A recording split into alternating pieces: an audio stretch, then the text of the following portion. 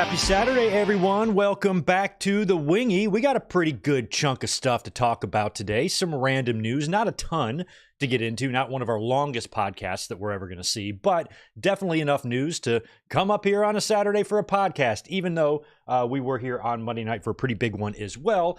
And it's just after the holidays, the beginning of the year. Sometimes that tends to be, a slow time for news, but not really this week. We got a lot going on, and we're going to talk about the Vince McMahon stuff, the Alistair/Malakai Black WWE, AEW stuff. We're going to talk about last night's SmackDown. We're going to talk about this week's Dynamite. We're going to look ahead to the Royal Rumble and the names that have declared for that already. And, of course, as is going to be the case on this show every week until WrestleMania, we're going to be doing a lot of WrestleMania speculation as well. Other than that, we'll preview a little bit of Revolution. We'll talk about what we're going to see on Collision tonight. And just a lot of kind of random news and a lot of WWE stuff, especially with the big week WWE had with the Raw on Netflix debut on Monday night. New Year's Evil was a pretty big night for NXT as well on Tuesday as The Rock showed up for that, and we crowned a lot of new champions and just a lot going on, kind of in the overall wrestling landscape, and that's what we are here to discuss today on this lovely Saturday afternoon. Hopefully it's lovely wherever you are. Where I am, it is very lovely. It's a picture-perfect, 70-degree day down here in San Diego. Luckily, I have not been affected by the wildfires up in LA. It's only 100 miles north of me, but it's Armageddon up there and has been relatively peaceful down here despite the Santa Ana's blowing in. So if you are up there in the LA area and you're affected by this in any way, heart goes out to you. Hope you're safe, and I hope you were able to escape that with minimal damage. But for me, I've been getting a lot of DMs and a lot of tweets and things like that asking if I'm okay. I am perfectly fine. It's our friends to the north of us in Los Angeles that are really, really feeling it. Worst fire in the history of the city and one of the worst of all time. Absolutely devastating up there. But I am safe, and thank you for all of your concerns about that. If any of you are in those areas, like I said, please stay safe, and I'm thinking of you.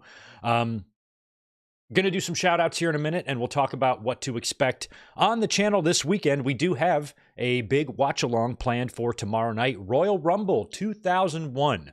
We've pretty much done all of the good Royal Rumbles, but I actually did a watch along of the 2001 Royal Rumble match all the way back in my old apartment 5 years ago. It was a recorded watch along. I was still trying to figure out how to do watch along, so it's very, very kind of poor quality, but it is up there, and I think that's why I've avoided watching Royal Rumble 2001 with you guys for the classic watch-alongs, is because technically I've already done that one years ago, but that was a long time ago. It's time for a new watch-along of this, not only match, but of the entire pay-per-view. So we will be here tomorrow night to watch Royal Rumble 2001. I think it's my favorite Royal Rumble of all time, and the link to that is already up on the channel right now. And I think we might go a little crazy next week. 1 week from tomorrow, we're going to do another classic watch along, but it's been brought to my attention that there are an assload of TNA pay-per-views in full right now on YouTube.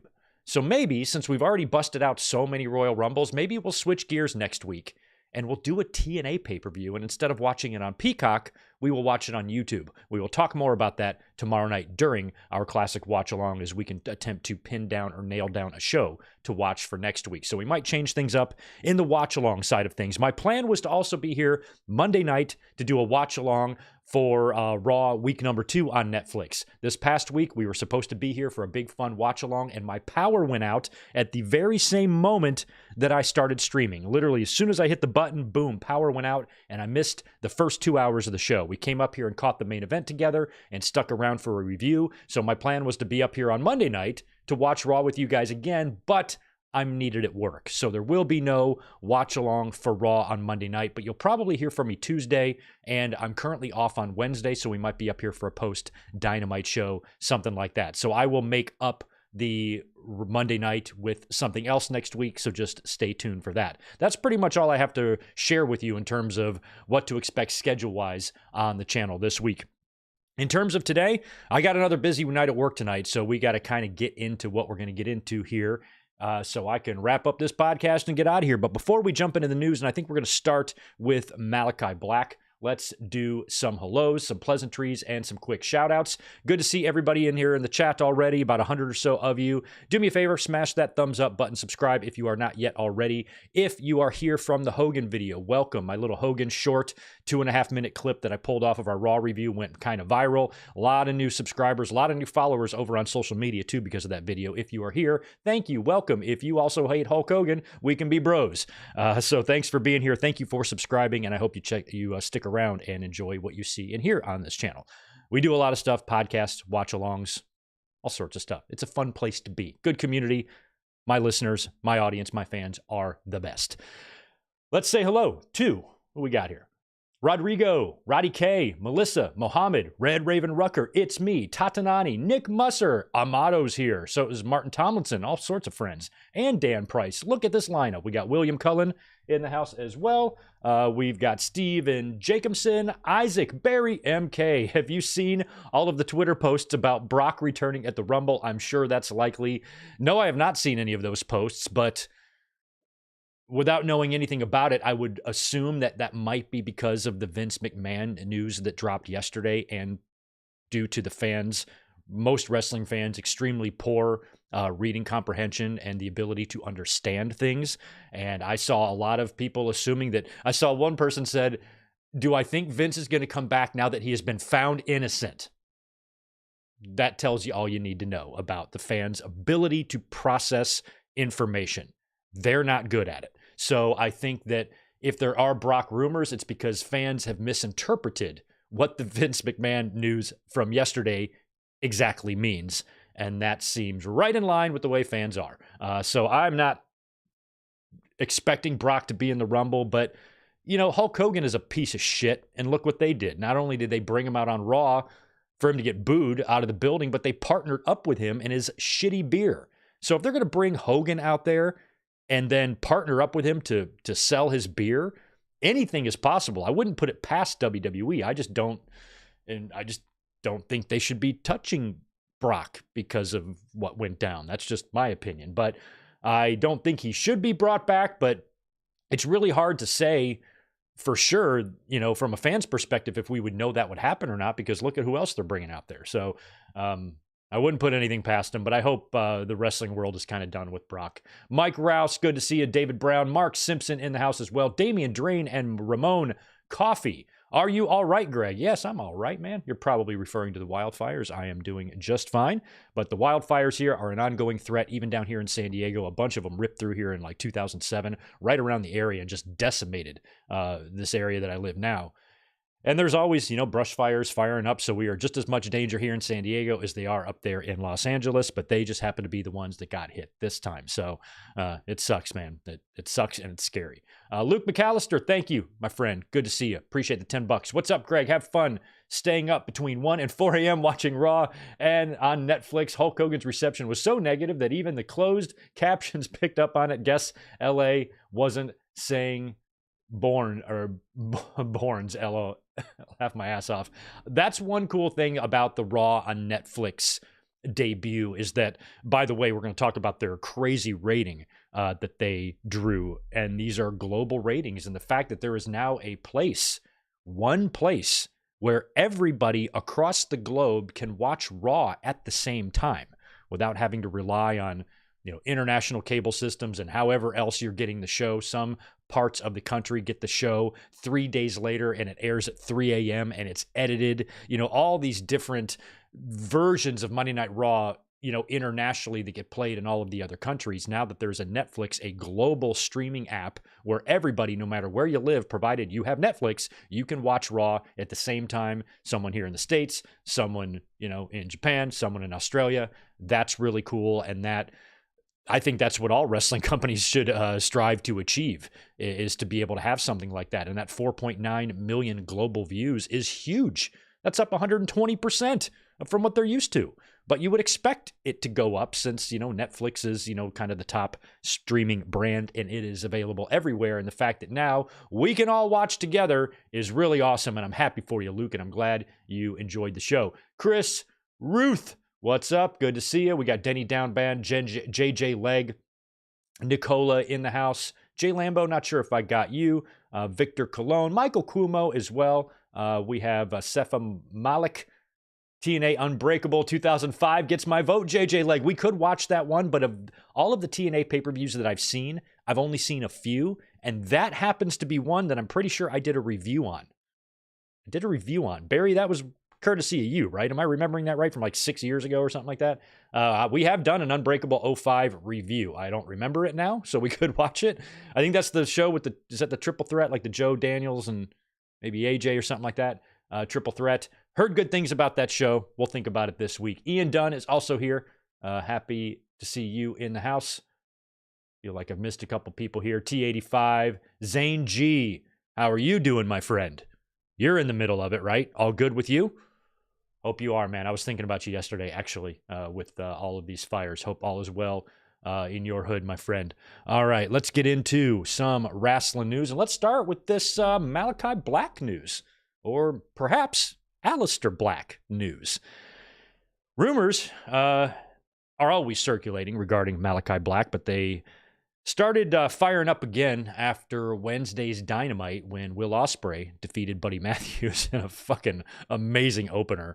And after the match, Ospreay kind of endorsed Buddy a little bit and told him to break away from Malakai Black, and you got singles potential. You can be a single star, and if you ever need anybody to watch your back, I'll be there for you. And they shared a nice little, kind of handshake and nice moment there after the match. And that led fans to speculate some more that Malakai Black might be finishing up with AEW, and maybe they're starting to fully disband the House of Black. Now that Julia Hart's kind of doing her thing, and Malakai might be gone.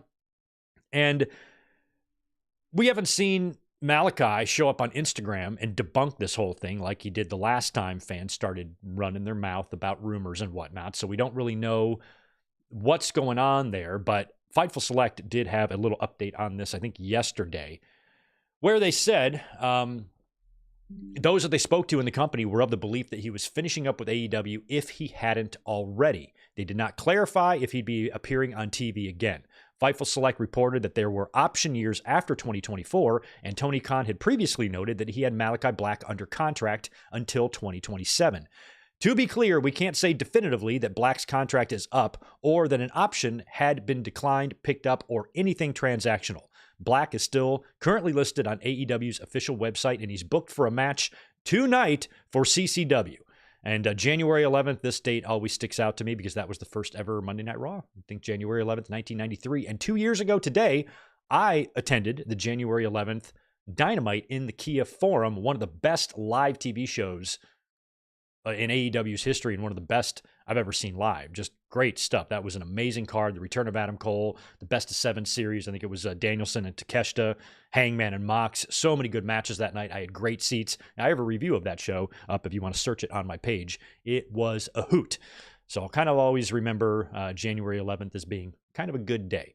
But he's booked tonight for a match. If Malakai is finishing up with AEW, I think that's great. I would love Aleister Black to come back to WWE. I feel like Malakai instantly regretted his decision to go to AEW the minute he got there. It felt like they tried to get him rolling a couple of times, but, Tony Khan also allows some of his wrestlers to call their shots and shit. And we were hearing things about Malakai, kind of just wanting to work tags, wanting to protect himself, hopefully trying to keep, somewhat of an undefeated streak or a very low number of losses intact before heading back to WWE. And the belief from us, even though we don't have any inside knowledge of this, was, it kind of felt like Malakai will be back in WWE at the very moment he is contractually able to. So if he has to sit out this contract, and if he's under contract till 2027, and this is he's got option years that could make it that long, I'm hoping that him and Tony Khan finally had a discussion. You're like, look, I wanted to leave 2 years ago. I've stuck around. You're really just going to make me wait this thing out, or can we work something out, please? And hopefully that's the case. And that's what I think Tony Khan should do. I think there can't just be one rule. I think each individual situation should be treated differently and individually.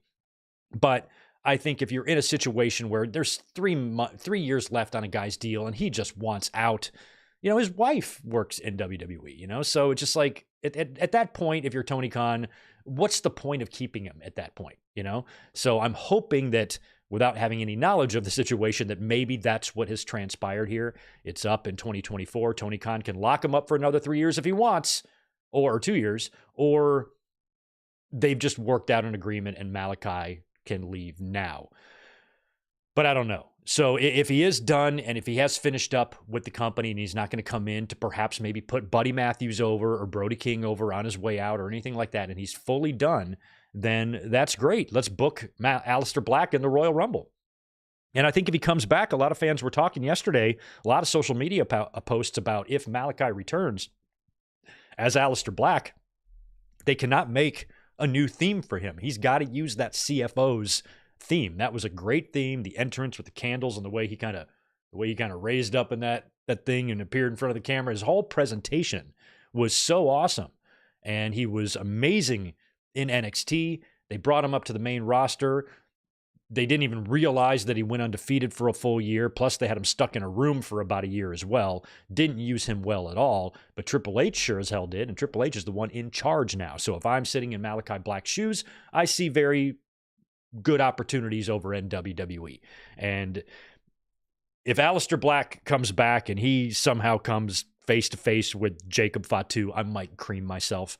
So I'm really interested and intrigued by the possibility of Aleister Black coming back to WWE. I hope that he's done with AEW. I hope this whole situation is, because there's just nothing. I'd be fine with him staying in AEW if I thought there were great things he could do there, if they wanted to push him and make him a top contender for the world title. But if they were going to do that, they would have already done that. He's been there for years. So the fact that nothing ever panned out for him there, and he's really burned off some valuable years off of his career, I'm hoping that he can come back and to WWE and get some sort of a run. Now Andrade came back to WWE too, and he's, not doing a whole hell of a lot, but he is featured for the most part on a weekly basis, where in AEW you can sometimes disappear 3-4 weeks at a time.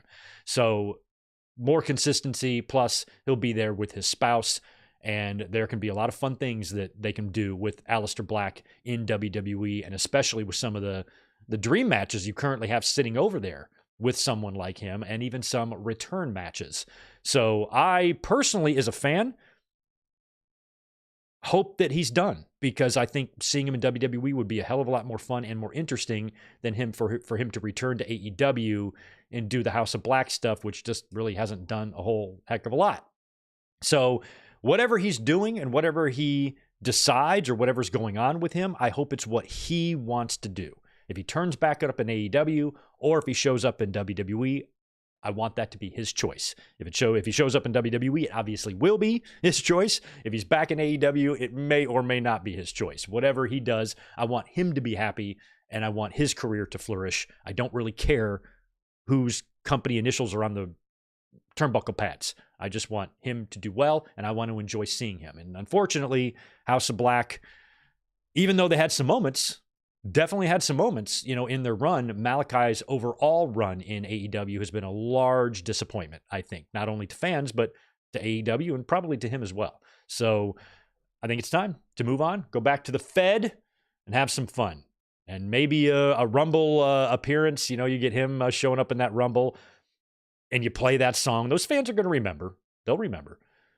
So all the best to Malakai Black wherever he resumes his career. And we'll keep an eye on that match that apparently he's booked for this evening. I don't even know who his opponent is tonight. We got some Vince McMahon news. We got to talk about this, of course. And this was largely misunderstood and misinterpreted online yesterday, to the surprise not of me. I know how fans are, and I know their comprehension is never good, and they usually misunderstand everything. And this was no different.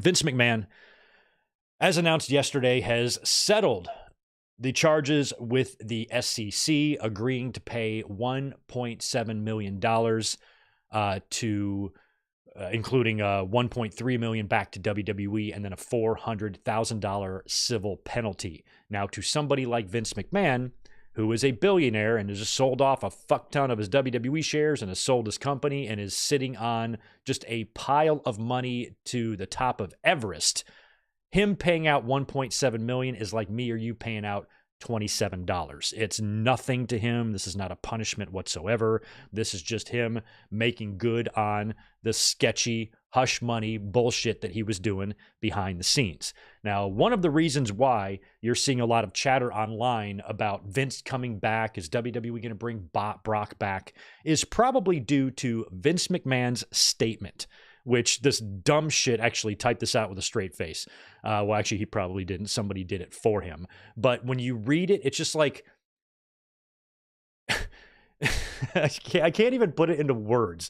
Just the nerve of this asshole. Listen to Vince's statement today. This is the same thing. No collusion.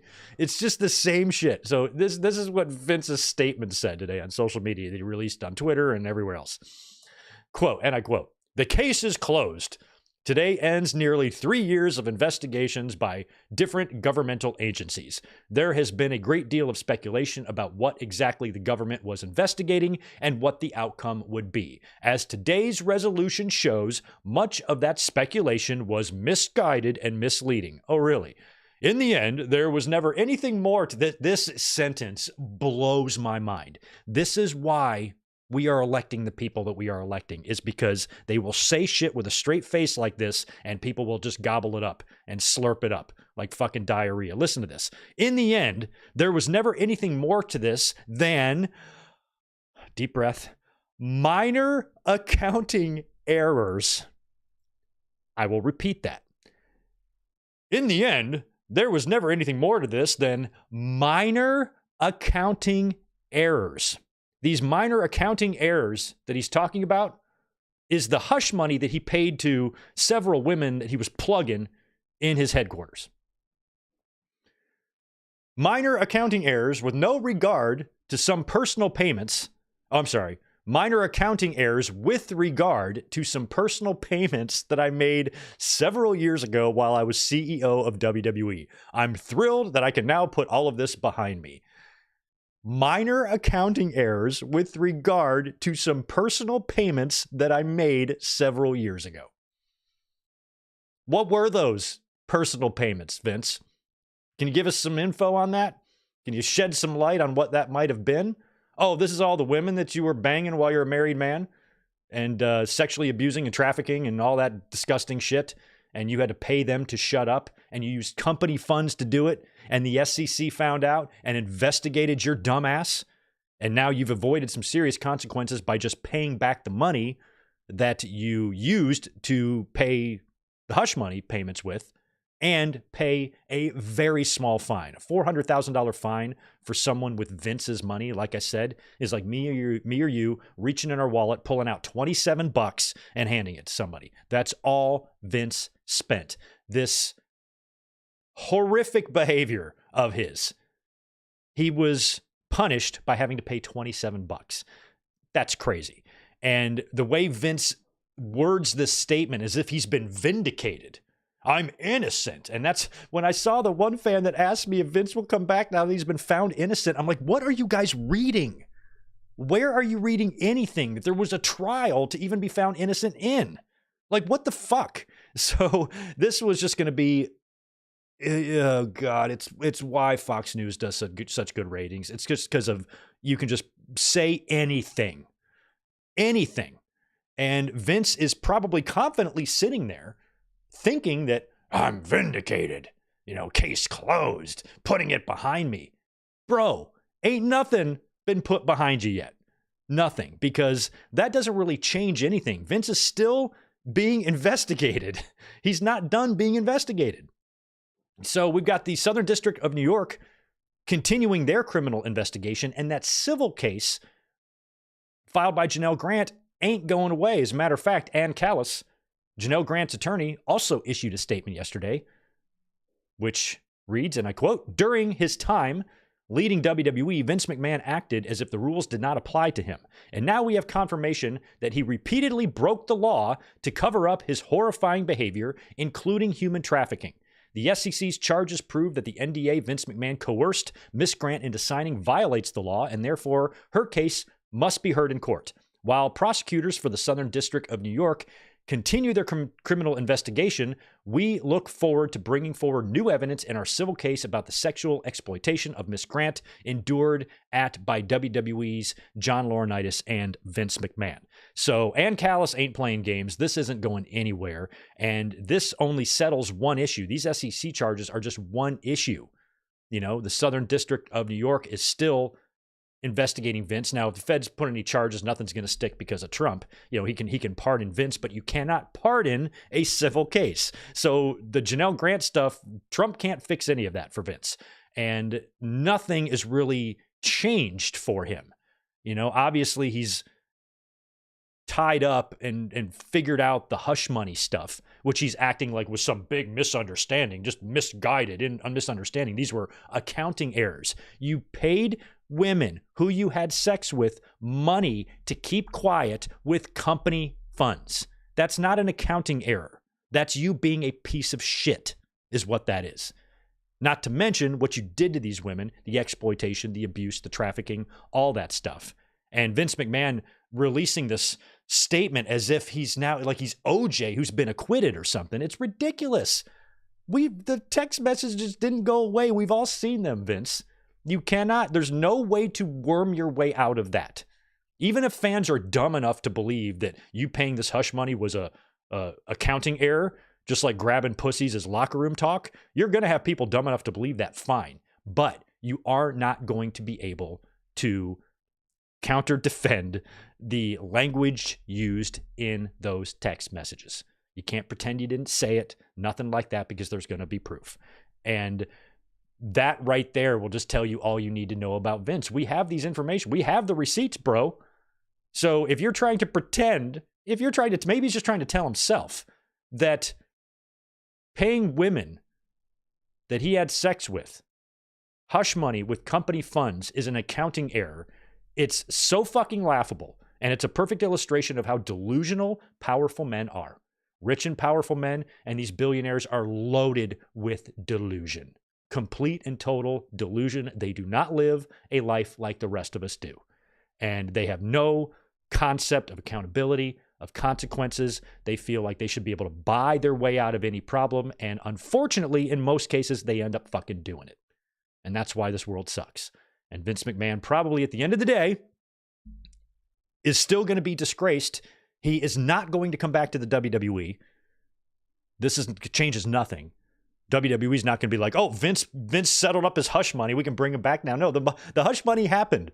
It's not like these rulings proved that Vince didn't pay the hush money. No, he did. He admitted it. The statement virtually admits that. And him paying and agreeing to settle with the SEC also admits that. He's paying back the $1.3 million that he used to pay hush money.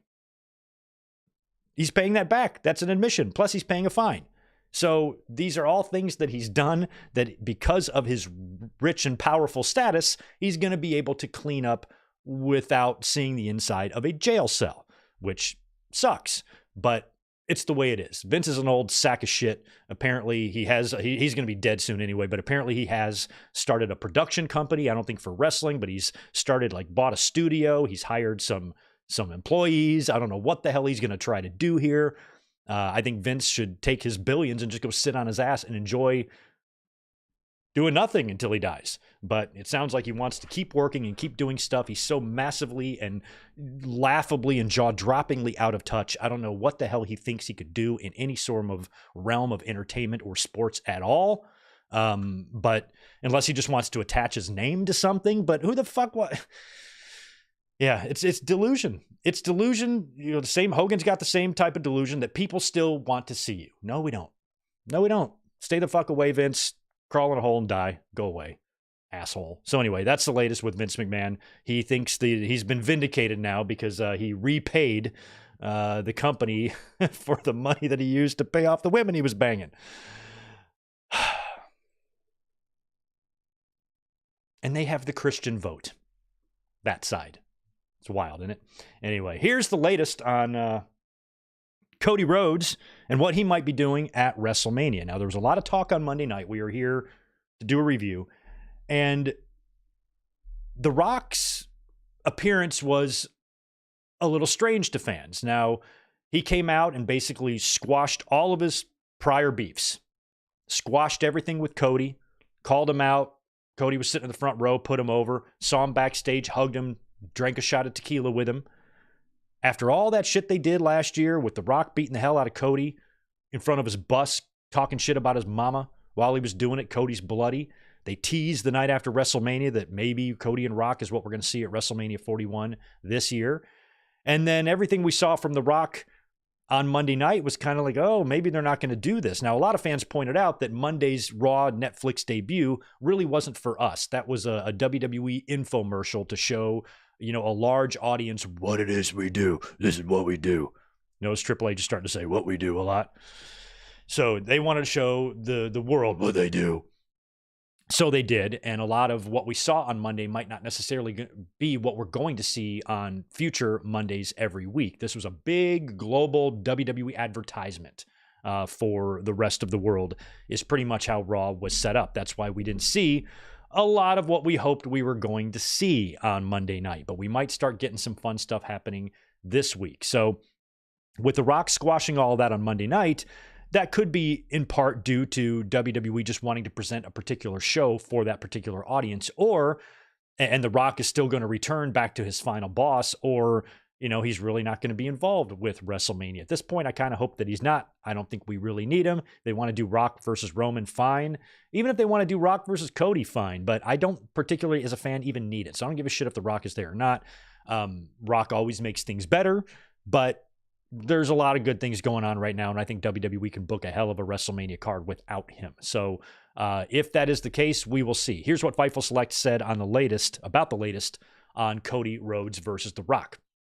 Fightful learned in November that the plan in motion had been Cena versus Cody Rhodes, which was a match that those close to Cody Rhodes had actually hoped for in years past. This plan was enacted because WWE didn't expect The Rock to compete at WrestleMania to prepare in the event he couldn't.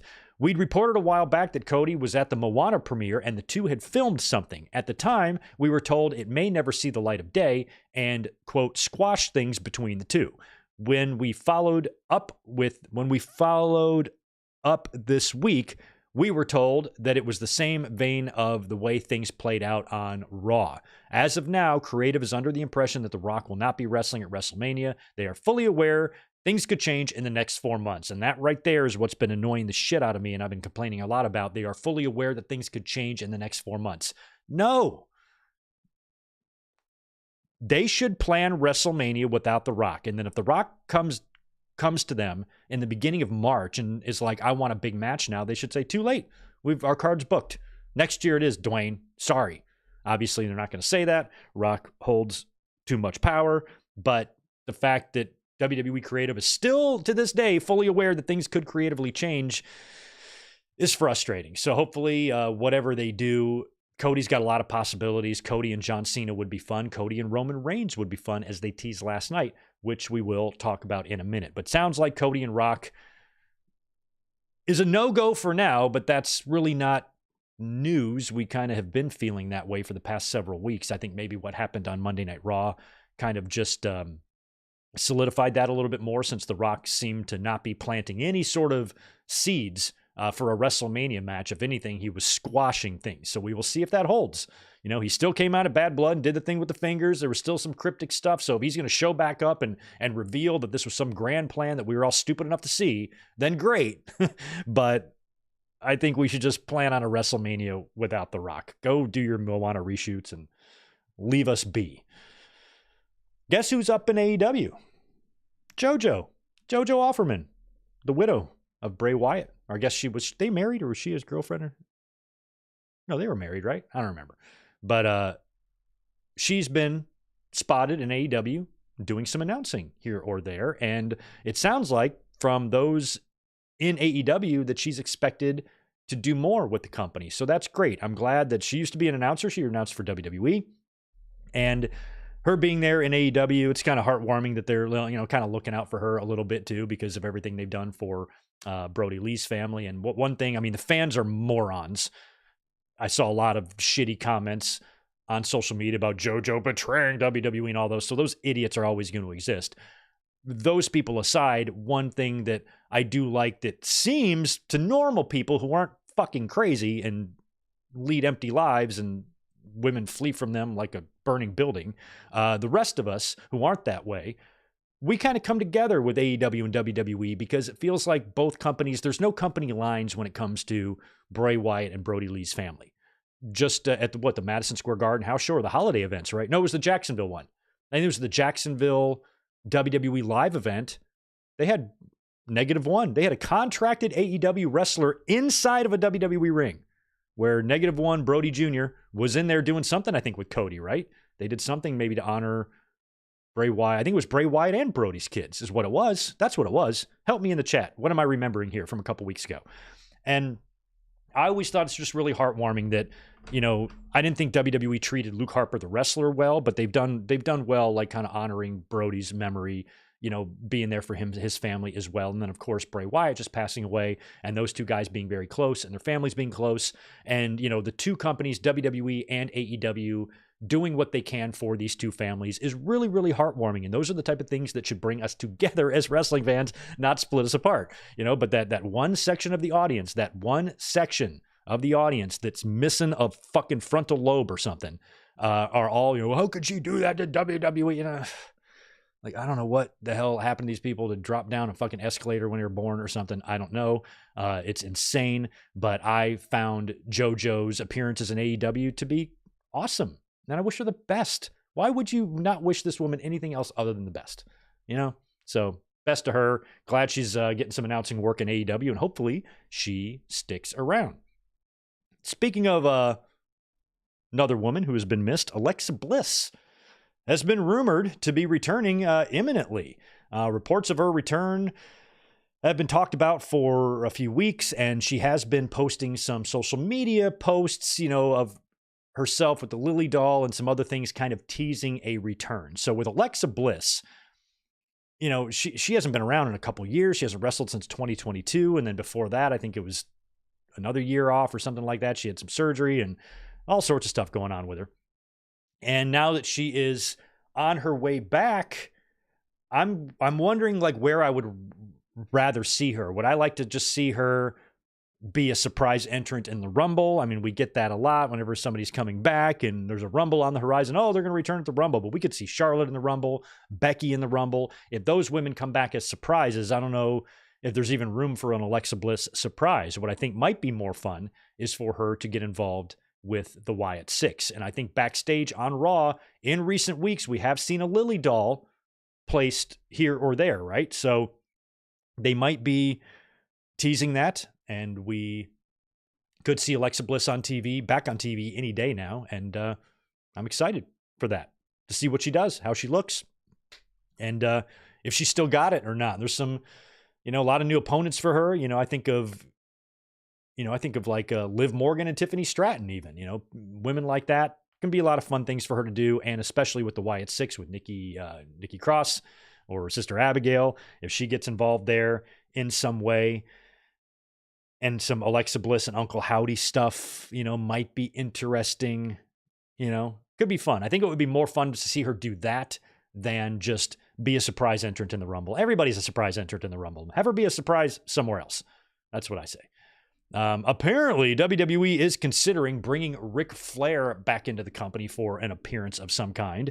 I have no interest in that. This old fart thinks he wants to wrestle again, too. I'd rather watch a koala bear fuck a sloth, but that's what he wants to do. And if WWE wants to bring him in, the only way I'd even be remotely okay with it, because I just cannot stand Ric Flair, he looks smelly, is if he was there to congratulate either John Cena or his own daughter, both of which will likely break his world title record.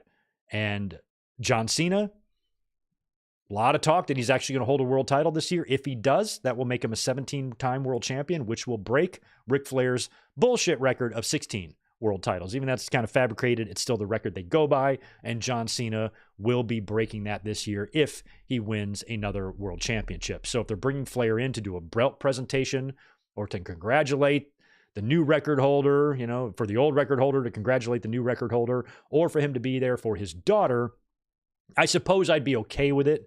I think I'd rather have Flair be there for Charlotte than Cena. I don't really need Cena, Flair horning in on Cena's moment. Don't need that. But Charlotte, that's his daughter. So at least you could somewhat tolerate it. So if they did that, they brought in Flair to stumble his way out of the ring and give his daughter a really gross open mouth kiss when she wins the title, then that's fine. But I don't personally need it because I think Ric Flair is a sack of crap. Like we talked about on earlier on Raw this past week on Netflix, their debut, drew 4.9 million global views. Now this is some Attitude Era numbers right here, maybe a little bit below. But one thing I didn't think about as we were talking about the Raw on Netflix deal and all the details of it and if it could be good or bad, one thing that kind of slipped my mind is the fact that everybody, no matter where you are in the world, can all watch Raw at the same place, in the same place. Where if it's on the USA Network, God knows where these shows are airing all across the world and what variations of cable channels they're all appearing on and at what times. Like I said, some parts of the country, or some parts of the world get Raw on Wednesday mornings at 3 a.m. and it's edited. So it's just, kind of murky and messy, and it's hard to watch if you're not in a part of the world that has USA Network, or whatever. So the fact that everybody, no matter where you're at, can watch it live together is a huge thing. And they pulled a huge number. Now, again, I didn't dive into the complexities of this. I didn't read 5 paragraphs from Brandon Thurston breaking this down. It's just the number I was looking at was incredible. 4.9 global viewers. Now, I was hoping the ratings discourse would be done because now things are so different, but that's not going to change at all. The same people that you would expect to pleasure themselves over a wrestling rating were doing is exactly that, and talking about how the other side is shaking and how the other side is getting cooked and how the sickos are coping. And no, none of that's happening. You're just a very strange and unusual boy who has really weird habits. That's all that's happening here. I think the number by WWE is amazing, and I think it's awesome, and I love this new era that we're entering into to where, fuck cable.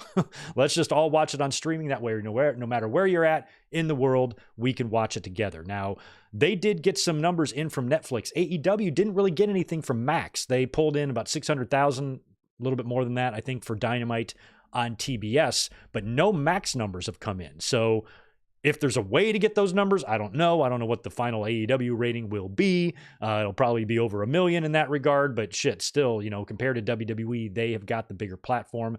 Netflix is global. Max is a little bit smaller, and that's huge. So we will see if those number trends continue. WWE touted the F out of it, of course. They're very, very pleased with themselves, and they're stroking themselves off, just like they did on Raw when The Rock congratulated the fans for paying an arm, a leg, and a kidney for the seats that they got. This is the largest gate in WWE history. Congratulations for the fans fucking going in debt over the show.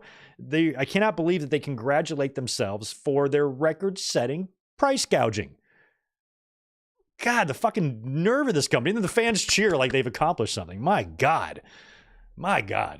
Anyway, so Raw was incredible. Raw on Netflix, the Intuit Dome looked amazing. Maybe they didn't deliver the show that we all wanted to see, but it was a show that I understood why they delivered. So hopefully they can kind of get back to what they were doing, give us a great WrestleMania season. We just needed that 1 week for them to, proudly show the world what it is we do. We'll see. Either way, good rating on Monday night. Another good rating on Tuesday. New Year's Evil drew in just under 1 million viewers. How did they draw a number that big? Because of The Rock. The Rock was there. I think The Rock closed the show, cut a stupid promo.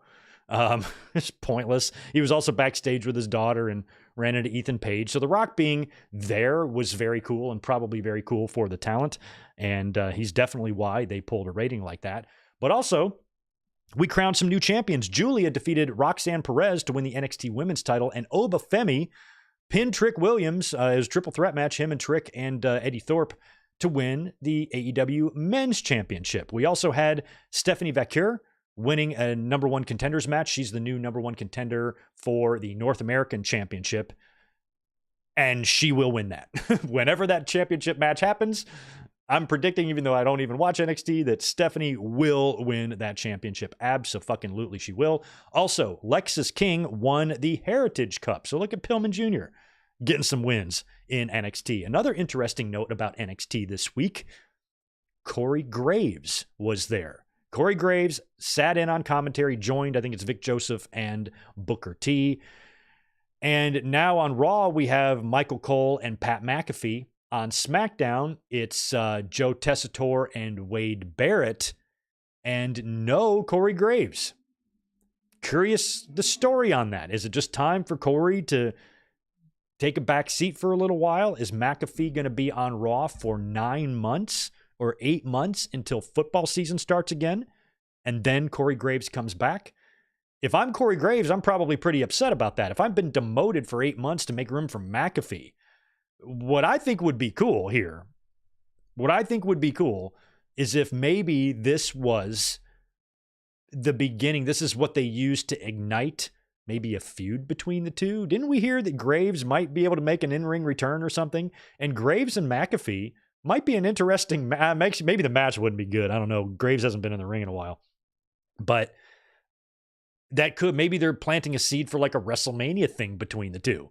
And then Graves can be like, this is bullshit. They sent me down to NXT to make Ray for your dumbass. And then they kick something off. I don't know. Or it just might be the way it is. You know, sometimes like, sorry, Corey, you got to go to NXT for a while. This is the job we're making you do now. You go there. We'll bring you back when McAfee leaves. You just have no choice but to do it. So Graves, he didn't look too pleased, but he did an okay job commentating, I think. So it was New Year's Evil. It wasn't in the PC. It was in a different venue right here in California. 1,500 fans in there, something like that. So it was a different venue. It was kind of like a pay-per-view setup for them. So maybe Graves was there just to be a part of that. And he's going to be back on one of those main roster shows, maybe in a 3-man booth on SmackDown, which I think is what I thought it was going to be. I assumed it would be Tessitore, Barrett, and Graves. But Graves now in NXT. We'll see if he's sticking around there or not. Oh, did I say Obafemi won the AEW title? I meant NXT. Julia won the NXT. Obafemi won the NXT. And Corey might be on PLEs. Good point, JJ Lay. He is doing the PLEs, so maybe he's in NXT, but he comes in to do the PLEs. Maybe that's a compromise. Hey, Corey, we're going to send you to NXT, but we'll keep you on the pay-per-views, and then when McAfee leaves in August, we'll bring you back.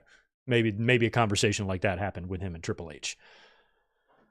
Speaking of coming back to the main roster, SmackDown last night was 3 painful hours long. This is not going to work. Apparently, they are going to be going back to 2 hours. WrestleVotes claimed recently that it was going to go back to 2 hours after around 6 months. And then on Monday night during some promotional rounds, Triple H basically confirmed by saying, yes, for now it's 3 hours, and then it switches back to 2, but no exact date as to when that's going to happen. So I don't even know why. If they're switching back to 2, why go to 3 to begin with? I don't even know what the fuck they're doing. Maybe 3 for WrestleMania purposes, just to give themselves enough time to book through WrestleMania, I guess. But they've got a 2-hour roster right now. And they have 3-hour shows, and they really had to just stretch out and drag out shit last night on SmackDown, and it felt like to a lot of fans that it was just too long. But we did get some storyline stuff and progression here. We had Paul Heyman opening up the show where he called out Cody Rhodes, and he thanks Cody for his help on Raw. Cody came out and helped out with that Tribal Combat match, and says that Roman Reigns wants his title back and that he has entered officially the Royal Rumble. So they are maybe teasing Roman versus Cody 3. I'd be fine with that. I just know the way the fans are. There would be way too many fans, but 3 matches in a row, and oh God.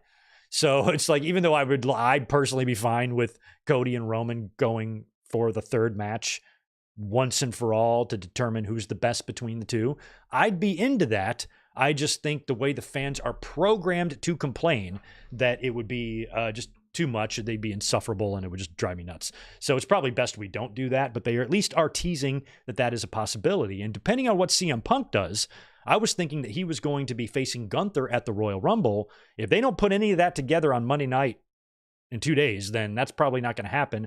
And Punk is going to be in the Rumble after his victory against Seth. And his post-match interview, I think he even mentioned being in the Rumble, where I was assuming that it's going to be Punk and Gunther. I still kind of think that's going to happen, but if it doesn't and Punk is in the Rumble, this could be one of the most star-studded Royal Rumbles in history. You're going to have Roman Reigns, CM Punk, John Cena, Seth Rollins, Drew McIntyre, possibly a returning Brock, who knows? This is going to be a pretty fun Royal Rumble. At least it's shaping up to be that way. So Roman is now in the Rumble, and it's going to be his first Rumble in 5 years. And for him to not win, I think the last time he was in a Rumble, was it when he lost to Nakamura? Something like that? Or no, he was in the Rumble in 2020. I forgot. Anyway, it's been a while since he's been in the Rumble, and him winning it, I don't know. He probably will. I think Roman is going to have to be in one of the main event matches at WrestleMania. So winning the Rumble or the Chamber seems like that's what you got to do. But it just depends if it's going to be Roman and Punk or Roman and Cody or Cody and Cena. None of that has really been worked out yet. And we're not going to know too much more until we get to the Rumble. But the Rumble is shaping up to be one of the biggest in history, I think.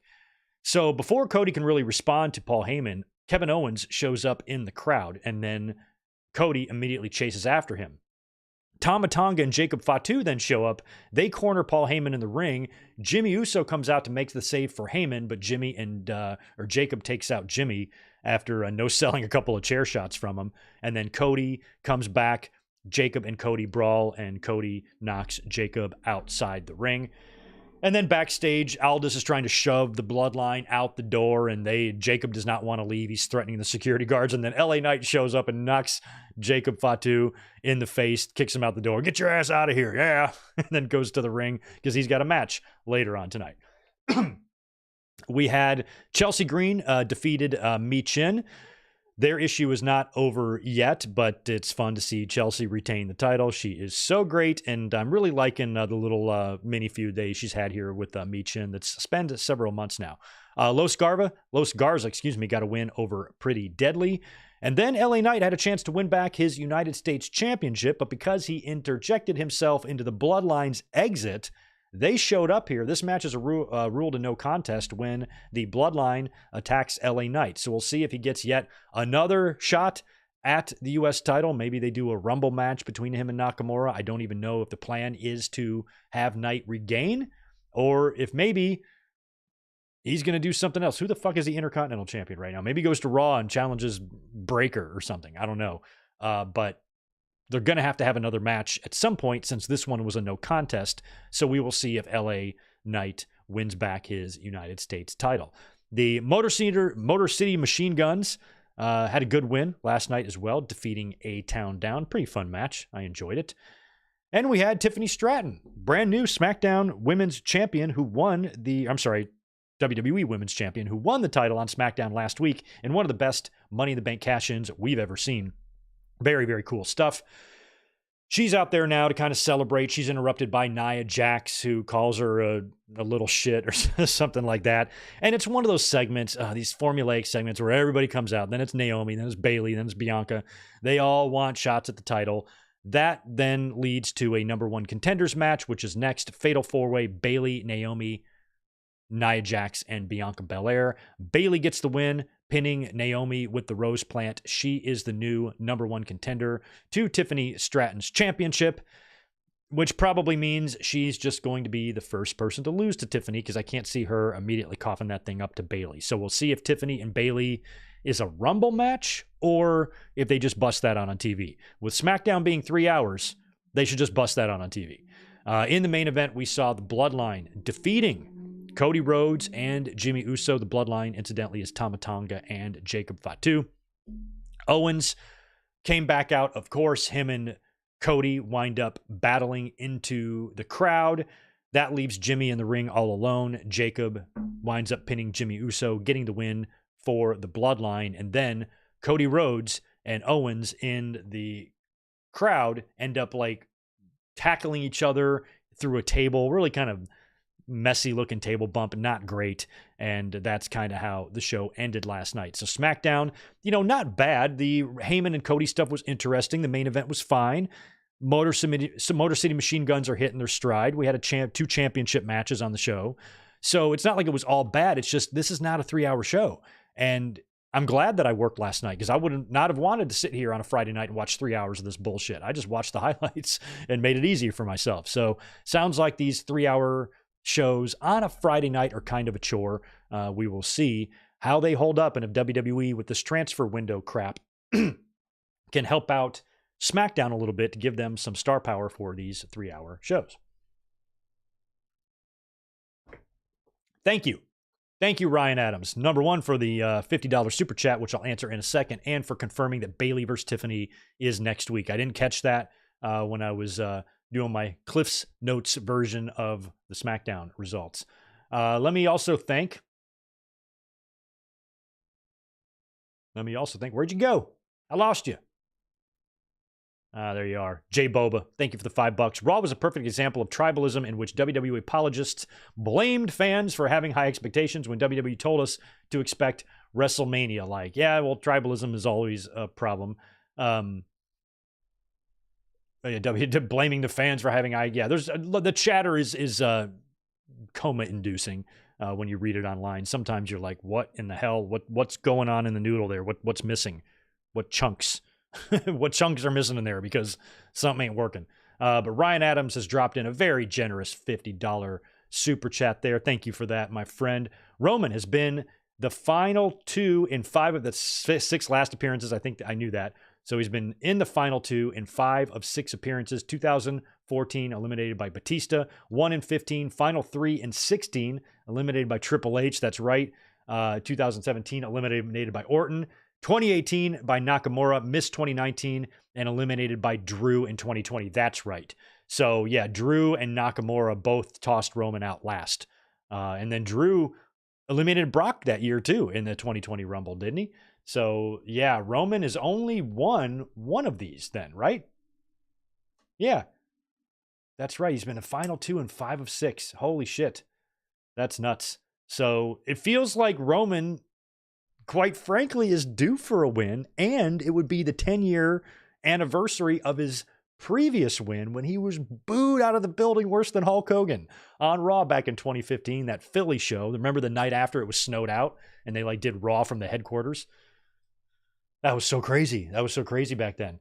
And he won and The Rock came out, remember? Oh, that would be fun. They could replay that whole thing.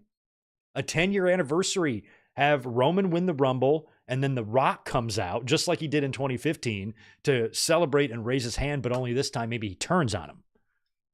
I think they should definitely maybe acknowledge or give a nod to that 2015 show. I'd be into that. But thanks for the breakdown there on the Roman Reigns Rumble appearances. Let's talk a little bit about Dynamite this week. We're not going to talk about a ton about Dynamite because it wasn't a great show, but I enjoyed a few things on there. Like I said, they pulled about 600,000 plus for the rating. Not great, but that is not factored in to any of the max numbers, which I don't think we know those yet. But again, I'm not too interested in ratings anymore. Wrestling is on streaming now. If you want to just publicly whack yourself off online to, score points or reaffirm your confirmation bias or whatever you want to do to the dickheads online, feel free. Just not going to be a priority of mine. Dynamite and WWE are both locked into long-term media rights deals. No matter how much you want to shit on one company, neither one's going anywhere. So just shut up and enjoy the show, so to speak.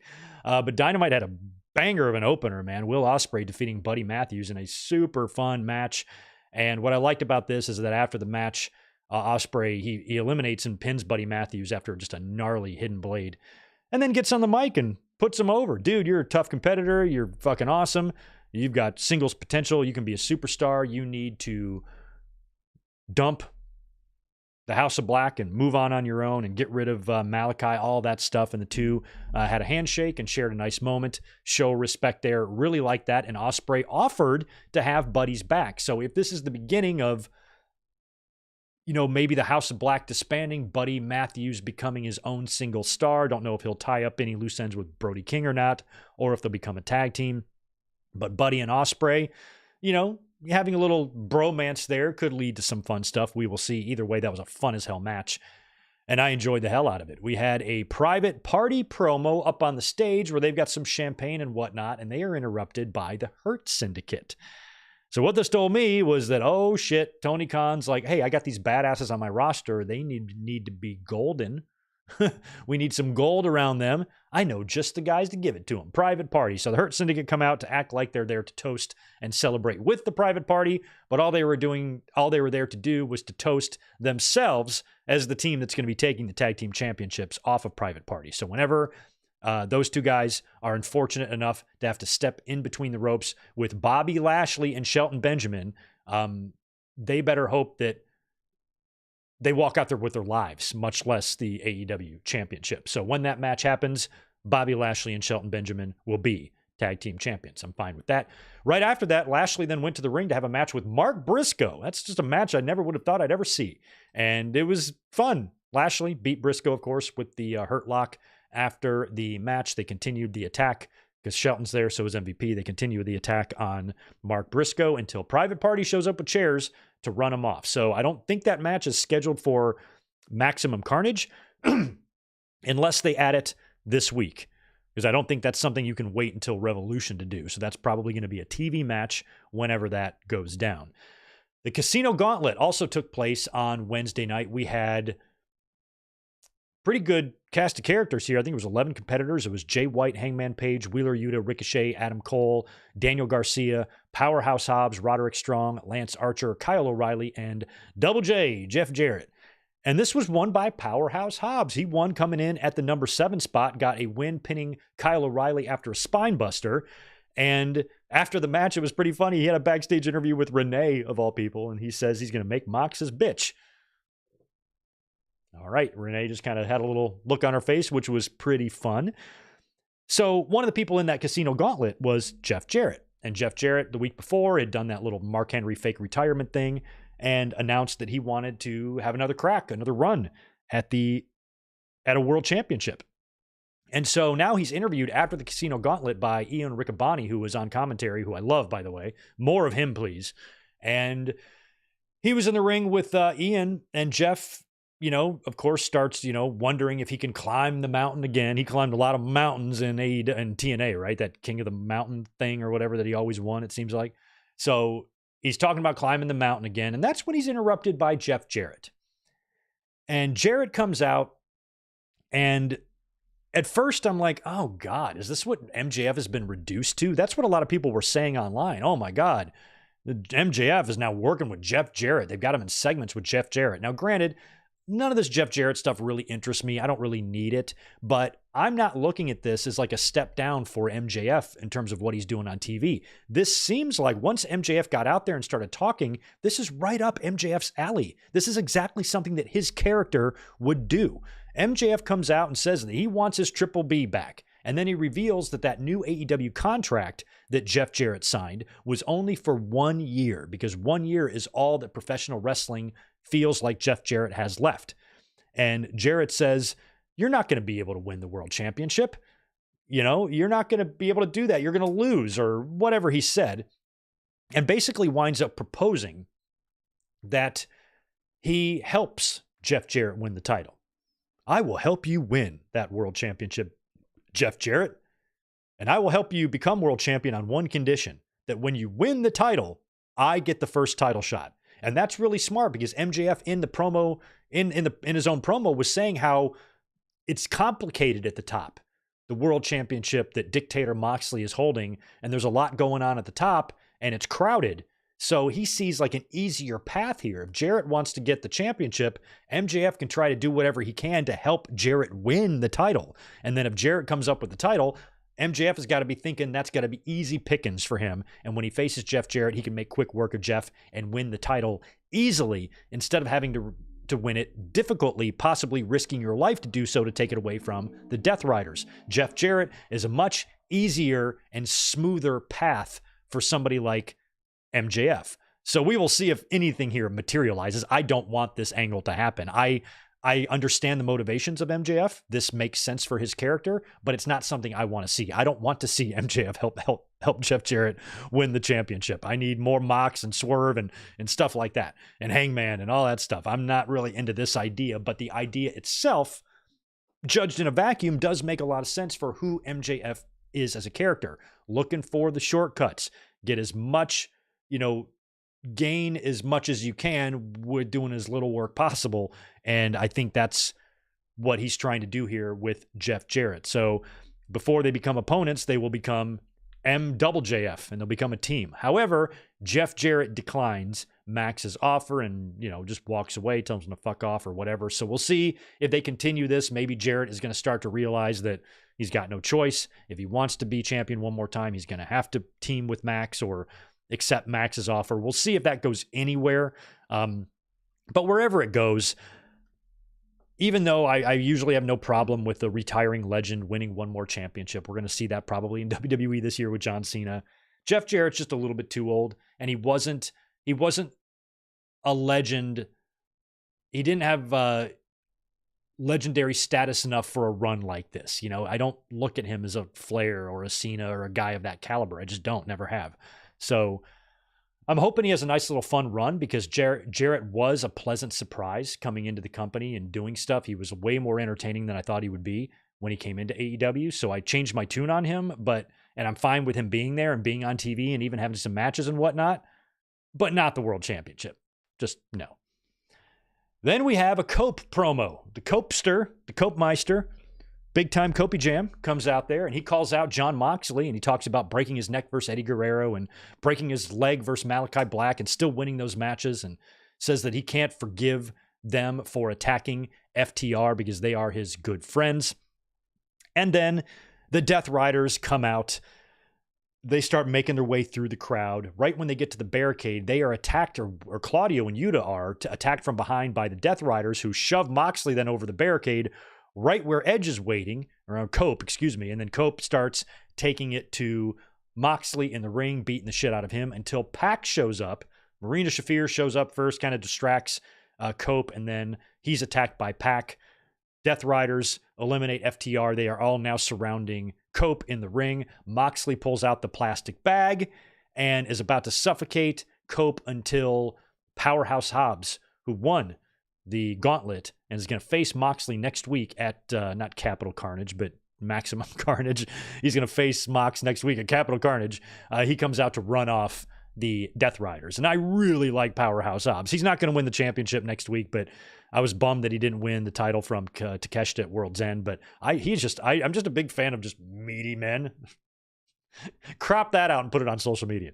Hobbs is just so physically impressive to me. I just love when he runs down to the ring. He's fucking awesome.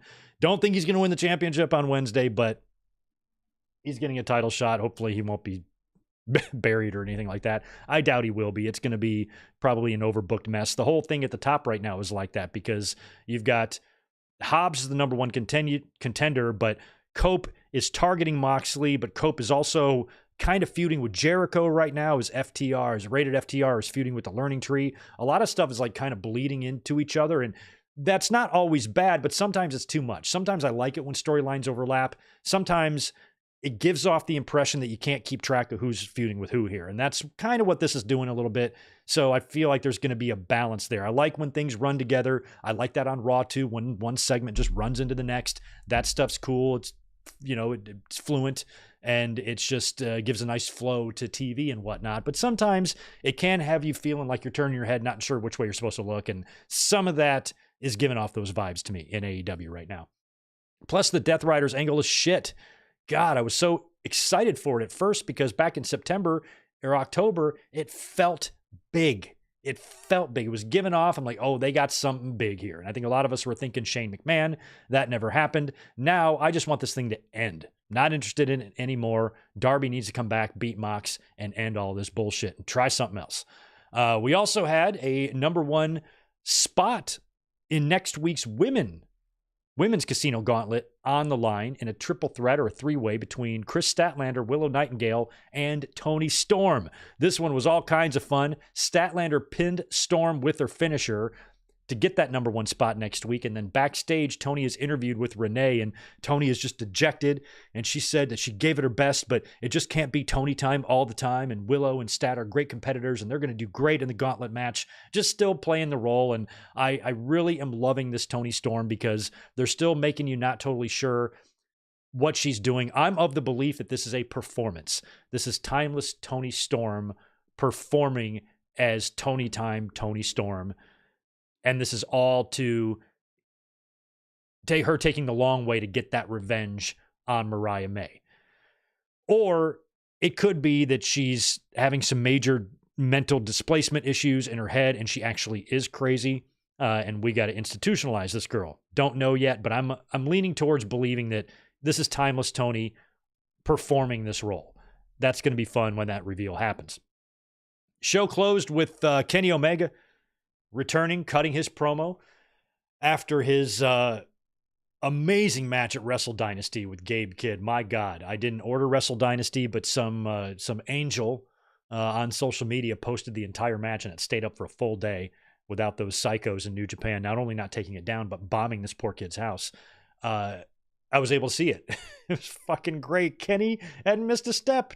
You know, I want Kenny to stay in New Japan. Like, I just love those matches. Like, Wrestle Kingdom and Wrestle Dynasty kind of reminded you how good New Japan could be sometimes. And that was a lot of fun. A lot of those matches on both shows were amazing. And the Kenny and Kidd match was especially good and made me confident and relieved and happy to see that Kenny still has it. He hasn't lost a step. He's not in a decline. He's probably not going to be wrestling for 15 more years or anything like that, but the fact that he's able to have those big bouts and still be able to perform those epics is awesome. And now we're going to get one of those here in the States. It's going to be Kenny Omega and Kazuchika Okada at All In July. Now, that's 7 months away, but that's definitely the match we're going to get. Stadium show, Okada, Omega. Whew. I might look into. I'm not going to WrestleMania. I opted not to go to Vegas this year because I'm not going to spend the cost of a car on a wrestling trip, but All In might be more affordable. Maybe I'll go to Dallas. We'll see. I'll keep you posted on that. As Kenny is talking, Don Callis comes out, and I love this because as soon as you hear Don Callis's voice, it's just like such a letdown. It kind of makes you want to like dry heave in your mouth a little bit when you hear his voice. So Don Callis gets on the mic, and he starts coming down to the ring, and Kenny doesn't even let him talk. He just immediately jumps out of the ring and charges him and attacks him. Starts beating the shit out of Don Callis, which was great.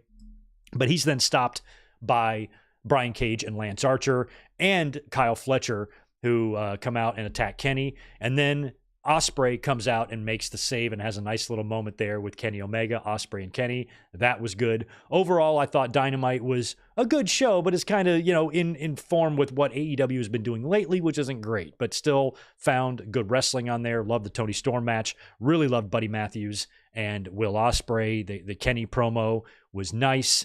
And overall, I didn't have too much of a problem with the show. Didn't love the Jarrett and MJF stuff too much. I kind of just want to get to the end of the Private Party run and just have the Hurt Syndicate beat them. I don't need any of the in-between stuff. And the Casino Gauntlet was just okay. But not bad. Not bad show from AEW this week. Next week on Maximum Carnage, it's going to be Moxley defending the AEW title against Powerhouse Hobbs. Kenny Omega taking on Brian Cage one-on-one. That was also announced on Dynamite. And Christian versus Hook. Not sure if they're adding the women's gauntlet to that.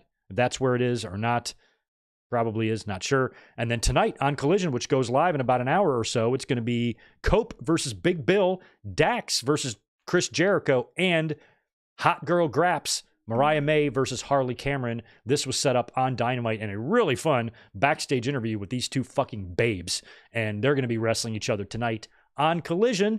Enjoy that if you see that tonight. I'll be checking out the replay tonight when I get home from work. And that pretty much makes it to the end of my notes. I'm glad I made it because I kind of only had 90 minutes today and I wanted to squeeze it all in. Now I can see what you guys have to say. Mike Witt, I want to thank you for the $5. With Cope feuding with Death Riders, might we see Beth Phoenix in AEW to go after Marina Shafir? Yes. Yes, I think we should. I don't know what Beth Phoenix's deal is. I don't know if she has any remaining contractual obligations to WWE or not, because we haven't seen her on camera or anything like that. But if she shows up in that whole deal, that would be quite awesome. Especially if it's like a 6-man, if it's Death Rider, if it's Pac and Claudio and Mox against Rated FTR. And I guess you'll have Yuta out there running around. He'll need to be neutralized, but Marino Shafir will also be out there. And if she's neutralized by Beth Phoenix, that would be awesome. I don't know. I guess she's going to go by Beth Copeland, right? She probably wouldn't be Beth Phoenix. She can't be. It's a WWE-owned name, I believe. So maybe it's Beth Copeland is what she goes by when she shows up.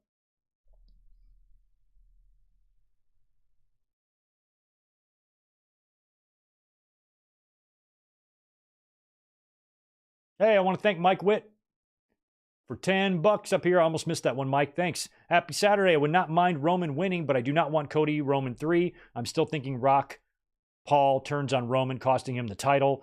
Punk, Io winning Rumbles, in my opinion. I like all of that. I definitely like The Rock coming back in and turning. Paul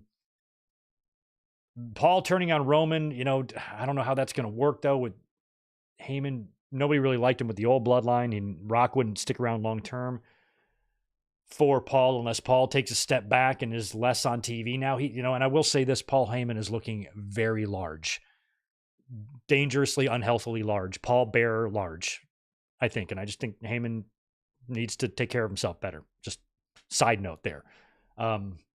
Plus he's getting old, and it's not good to be that large when you're that old. It's going to kill your heart. So a lot of people aren't going to want to see Cody and Roman 3, and that's kind of why I don't want to see it either, because I don't want to hear that shit. I think fans are kind of not understanding that would be really great. It's 1-to-1. You got to pay this off. You need to have a third match. And a trilogy main eventing 3 straight WrestleManias hasn't really been done. We've had Austin and Rock work 3 Manias, but they didn't main event 3 straight. And Cody and Roman doing that, I think, would be fun for history. And I would be okay with it. I would. But I'd also be okay with a lot of other options, like Cody and Cena, like Punk and Roman, like Punk and Rollins again. All of those scenarios would be fine. We still got to think about what Drew's going to do, what Damian Priest is going to do, what Gunther is going to do. If Aleister Black comes back, I think Drew McIntyre or Damian Priest would be a good WrestleMania match for Aleister Black if he comes back. Aleister and Damian might be fun.